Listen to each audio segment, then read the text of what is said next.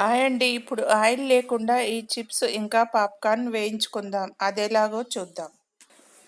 చూడండి, దీనిలో వేయించుకుందాం. దీంట్లో అస్సలు ఆయిల్ అవసరం లేదు.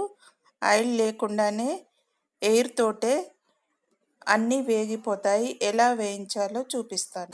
ఇక్కడ నుంచి వచ్చేస్తాయి వేగిపోయినటువంటి పాప్కార్న్. ఇంకా వేగిపోయాయండి, చూసారు కదా ఎలా వస్తున్నాయో.